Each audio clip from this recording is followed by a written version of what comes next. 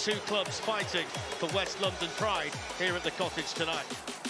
Here's the corner over Reed, it's the woodwork. William looking to change the angle, deflection, it's in! That's an excellent save from Leno. It's whipped in by Mount, hits the post and then on, it's gone in, it crossed the line. Straight red, Joao Felix sent off on his debut. Whipped in by Pereira, Carlos Vinicius, no Mitrovic, no problem. Let's get some reaction from Craven College. Willian scored against his former side and he's waiting to talk to us. Big win, 3 points, move 6 to the table. Something special happening in Fulham this season. Yeah, special night, and I think we play very well from the beginning.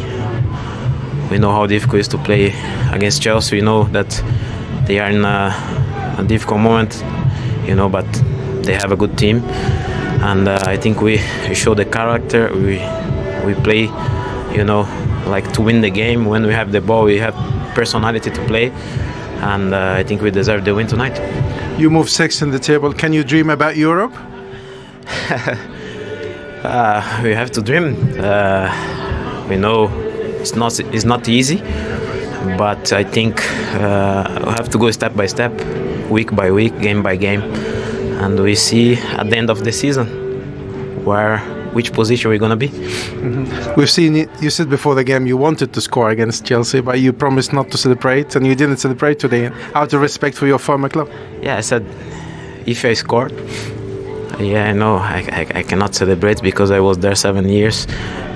Yeah, a special 7 years there, and have a big respect for them and for the club, for the fans, and But now I play for Fulham, so I have to do my job in the best possible way, and I'm happy, because we play well and we win the game tonight.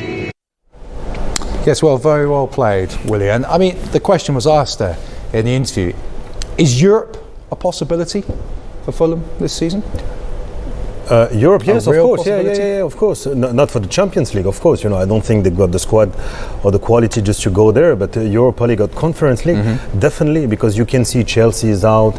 There's a couple of clubs, who should be a little bit higher, who's not there. So, of course, Fulham, what they've seen, when they have the ball, when they don't have the ball, they have the clear ideas, how they want to recover. So, of course, they can do it. They don't have too much injuries. So, Fulham can do it. Yeah. It'll be stretched, the squad, but like they've shown tonight, I mean, Mitrovic, who's been outstanding for them, the talisman, they've gone and won a game. The game I was thinking about before was Brentford-Liverpool when Ivan Toney wasn't playing, and we questioned whether they had enough up front, and they proved us all wrong, a 3-1 win, and tonight was exactly the same.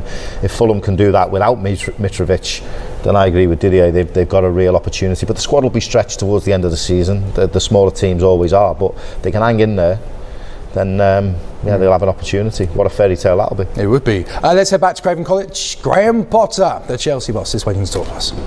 Graham, that's been a very tough night for you. How can you sum that up? I thought we started quite well. Had a really good chance early. Felt in decent control of the game.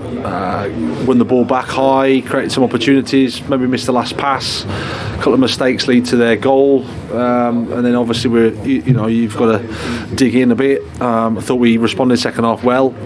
And then the red card is obviously changes the game in terms of makes it more difficult for us. I thought the application when we're down to 10 was really, really good. Disappointed with the goal because it's we can do better with that, and in the end that's what's cost us. So really disappointed to lose. The turning point being the red card. I mean, any argument about that? I can see why his blood was up. He kind of lunged, lost possession. Yeah, and there's a reaction from the side, and it's a forwards tackle, shall we say? I think there was too much malice in it, and I think he got too much of the player. But I understand why he's been sent off. He'd been playing pretty well up to that point. He looked very sharp. But you're going to lose him now for 3 games, aren't you? Yeah, it's another blow. It's the hits just keep coming at the moment. That's how it is. But I thought he was really good. You could see his quality in the game. So obviously it's disappointing, doubly disappointing for us. Talking about hits, Zakaria, is that another injury? I think so. Yeah, I think that's yeah, it's another one. We'll see how he is. It's just one after another, isn't it? Yeah, it is at the moment. It's tough, that's for sure. I feel for the supporters and I feel for the players and feel for everybody connected with the club. It's a tough moment for us. And what can you do? Just keep battling on and hope something clicks, something happens? Yeah, like I said, there was some positives there. A couple of decent opportunities for us and chances and just miss passes, final bits.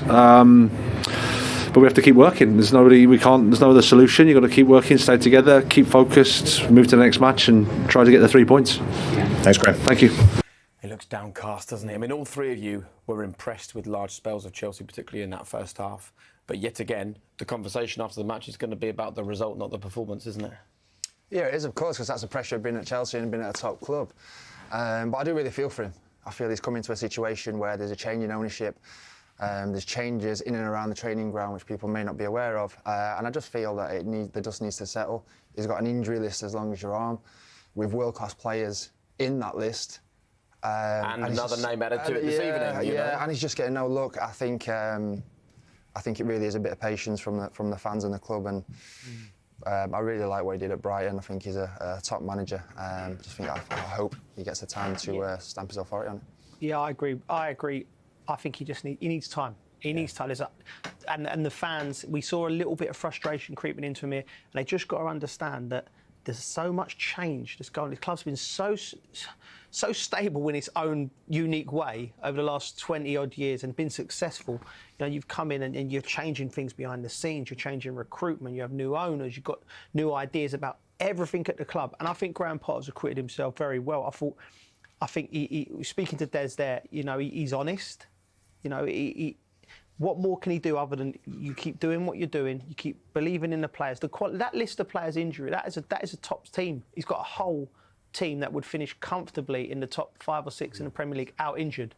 So you have to keep going. The fans should stick with him, should stick with the players. You know, and I know that the big opportunity now for the characters in there. Your Mason Mounts. Your Thiago Silvas, your Jorginhos, your Kantés, these big players, the big hitters in there, get in there tomorrow morning, get everyone going, because you've got a difficult game at the weekend against Crystal Palace side, an energetic, athletic, good side at Stamford Bridge, and just get amongst sort of a siege mentality, get everyone in, all the players, and just go again, because I believe we've seen enough little sparks of Chelsea tonight where there's enough in there to know that the results will turn. It's very different for Chelsea fans. Over the last 20 years, you go for a spell like this. Under the previous regime, the manager's gone. Yeah. And then the instant success maybe with the next manager in. So for these Chelsea fans, as you say, it's been a long, long time. They've seen it's a different direction now.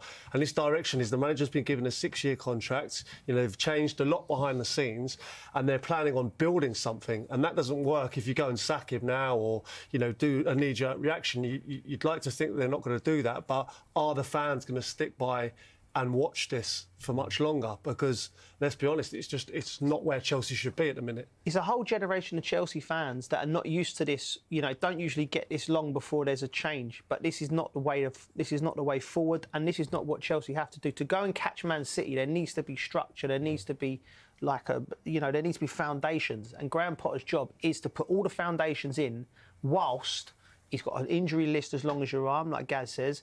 He's got staff changing, he's got ethos of the club, culture of the club changing, and he's got some unhappy fans as well. But he is the man to steer it, in my opinion, because I think he will come out of this. He'll have Reece James back, he'll have Chilwell back, he'll have Kante back, start winning games, confidence will start going, and it'll be better as a manager himself, and the team will be better for going through this tough period. I don't think there's any need to panic. It's a real tough time, and all Chelsea fans are hurting. But you have to keep going and keep believing in Graham Potter and what he's doing and what the club are trying to achieve. And from the people that you still speak to there and what you know of Chelsea, you know, for all that there are some Chelsea fans that just think change the manager, that doesn't change the problems, right? No, like we said before, there's a lot of change at the club and it needs to settle down. It feels very familiar. One season we finished 10th, I think it was around 10th, and the next season we won the title. So it feels very similar. I remember the feeling when we was 10th and everything was against you. You felt the pressure, even as experienced players, you felt the pressure. And it's how you react. And like Joe said, I think the more experienced players in there that drive the standards I saw an interview with Azpilicueta a couple of weeks ago, and he said it's time to be humble, it's time to work even harder.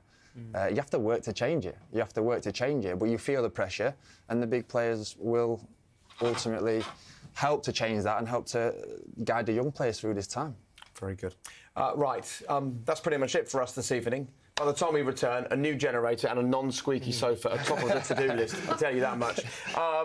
I won't be returning, but Lindsay will, and she'll be bringing the Manchester derby with her. Manchester United against Manchester City, Saturday, 11:30. BT Sport 1 and BT Sport Ultimate. We're looking forward to that one. And the big games keep on coming this weekend. Look at that, the Spanish Super Cup final. Real Madrid against Barcelona. What a reason to put the TV on a Sunday evening. Gentlemen, thank you very much. So your debut with BT Sports. Yeah, it was interesting. It was eventful. Hopefully they wasn't it? Back, maybe. We will have you back. Please stop squeaking the sofa. Thank you very much for joining us this evening. Big congratulations to Fulham. Another huge win for them.